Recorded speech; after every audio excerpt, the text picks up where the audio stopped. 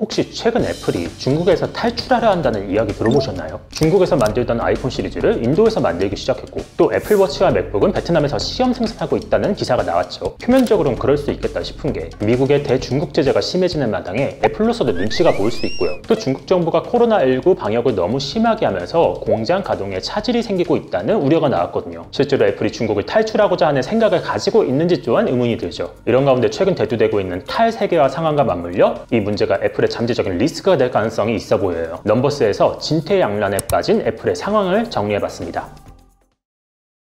애플이 아이폰의 일부를 인도에서 생산하고 있다는 외신 보도가 있었고요. 또 애플워치와 맥북은 베트남에서 생산을 하는 걸 논의하고 있다는 보도도 나왔어요. 이에 대해 일각에선 중국의 코로나19 봉쇄 조치가 심해지면서 애플이 중국 내 생산에 차질이 생긴 것 때문이 아니냐는 분석이 나왔는데요. 실제로 애플의 맥북 OEM 업체 퀀타 컴퓨터 직원들이 코로나19 봉쇄를 뚫고 탈출했다는 기사가 나오면서 그런 해석이 마치 맞는 것처럼 비춰지고 있죠. 근데 이런 생각도 들어요. 우선 애플이 탈중국을 하고 있는지가 의문이고요. 또 설령 탈중국을 하고 있더라도 그게 코로나19 때문인지를 확인해 봐야 될 것 같아요. 우선 아이폰 생산량이 코로나19 때문에 줄어들었다는 추정은 최소한 데이터로 봤을 때는 사실이 아닌 걸로 보입니다. 중국 공장의 가동이 잘 안 됐다면 아이폰의 출하량이 줄었을 텐데 실제로는 그런 정황이 잘 안 보이거든요. 애플은 통상 아이폰 신작을 출시해 판매하는 4분기부터 시장 점유율이 올라서 이듬해 1, 2분기까지 그 영향이 이어지는데요. 시장조사 업체의 글로벌 스마트폰 점유율 자료를 보면요. 애플의 지난 1, 2분기 스마트폰 점유율은 예년과 거의 비슷했다는 걸 확인할 수 있어요. 그리고 사실 애플이 중국이 아닌 인도와 베트남에서 자사 제품을 생산한다는 내용은 최근 내용이 아니라 이미 과거에도 수차례 보도된 바 있었어요. 애플이 베트남으로 생산기지 일부를 옮기는 건 2019년부터 준비된 것이었고요.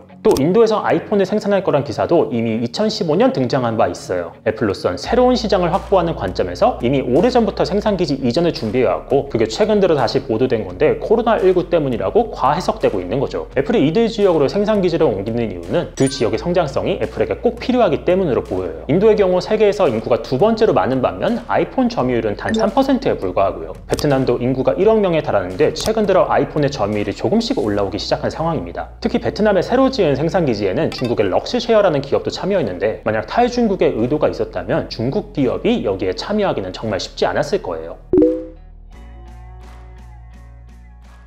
근데 여기까지 보신 분들은 결국은 애플이 인도와 베트남에 공장을 지은 건 사실이고 이런 면에서 탈중국을 하려는 것도 사실이 아니냐고 의문을 제기하실 수 있어요. 근데 실제로 애플이 중국과 멀어지기는 어렵다는 몇 가지 근거들이 있습니다. 우선 주목할 부분은 애플의 중국 의존도가 높아도 너무 높다는 점이에요. 실적 측면에서 애플은 2021년 매출 가운데 중화권에서 거둔 매출 비중이 18.7%나 됐어요. 이런 수치는 2020년 대비 무려 70%나 올라간 수준이죠. 시장 점유율에도 이런 추세가 정확히 드러났는데요. 지난해 4분기 중국 내 스마트폰 점유율에서 애플은 23%로 중국 기업인 비보와 오포를 뛰어넘었고요. 특히 프리미엄폰 비중은 2021년 60%로 중국 내 팔린 프리미엄폰 5대 중 3대가 아이폰이었어요. 또 실적을 떠나서 생산 측면에서 주목해보면요. 애플의 중국 의존도가 훨씬 더 두드러져 보여요. 애플의 2020년 서플라이어 리스트에 따르면 애플의 부품을 납품하는 상위 200개 기업 가운데 중국 기업만 47곳이 확인되고요. 또 중국의 공장을 둔 글로벌 기업으로 범위를 넓히면 무려 156곳이나 됩니다. 아이폰 생산 부가가치 측면에서 중국이 차지하는 비중이 10년 전에 3.6%에서 최근 25%까지 올라갔다는 내용이 보여요. 다시 말해 애플의 기기 생산에 있어서 중국의 비중이 해가 갈수록 높아지고 있다고 해석이 가능해 보입니다. 그리고 무엇보다도 애플은 팀쿡 CEO 체제에서 중국 시장을 확보하기 위해 굉장히 오랫동안 공을 들여온 걸로 전해져요. 애플은 중국 시장 비중을 높이기 위해 대규모 로비를 벌이는 한편 중국 내 제조기업을 키우는 방향을 선택했어요. 이와 관련해 팀쿡 CEO가 2016년 중국 정부와 무려 300조 원대 투자 유치 계약을 체결했다는 보도가 나온 바 있죠. 심지어 2020년엔 미국 의회에서 발의된 중국의 위구르 강제노동금지법에 대해 애플이 미국 의회의 로비를 통해 무력화하려 했다는 내용이 외신 보도를 통해 확인되기도 했고요. 다시 말해 애플은 세계에서 인구가 가장 많은 중국 시장을 확보하기 위해 막대한 투자를 단행했고요. 여기에 더해 미국 정치권의 자사와 중국에 유리한 로비까지 단행했다는 건데요. 이런 가운데 애플이 탈중국을 한다는 주장은 자사 매출의 20%는 물론이고요. 중국 내 가처농을 생산시설까지 거는 도박을 벌여야 한다는 점에서 정황적으로는 전혀 맞지 않을 것이란 해석이 가능해 보입니다. 그런데 다만 여기서 애플의 진퇴양난 리스크가 벌어집니다. 2010년대 중반 시작된 미중 간 무역 분쟁 그리고 최근 들어 대두된 신냉전 체제가 바로 그것이에요.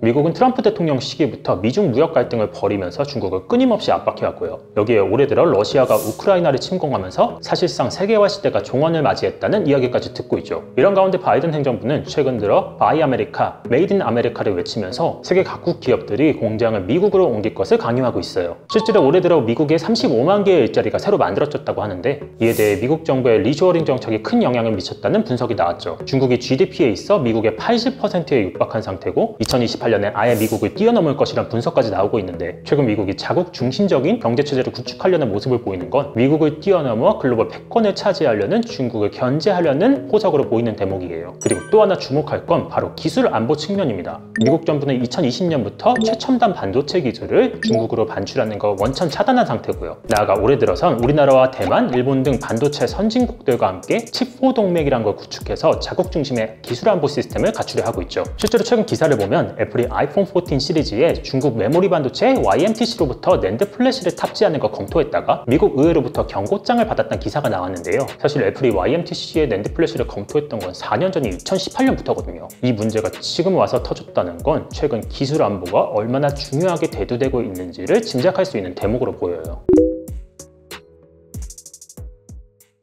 이번 내용을 크게 세 가지로 정리해 볼게요. 첫째, 코로나19로 애플의 생산에 차질을 빚어 탈중국을 한다는 주장은 사실로 보기 어렵고요. 둘째, 애플의 중국 미러의 관계는 생산과 판매 측면에서 모두 해가 갈수록 커지고 있어요. 그리고 셋째, 이런 가운데 탈세계화 국면에서 미국 정부가 자국 중심적 리쇼어링과 함께 안보를 내세우고 있는 상황이에요. 이런 상황에서 애플의 잠재됐던 리스크가 이번 YMTC 반도체에 대한 경고로 드러났다고 볼 수 있을 것 같아요. 결국 중국 의존도가 높아지고 있는 애플에 대해 미국 정부의 압박이 커질 거라는 해석이 가능해지고요.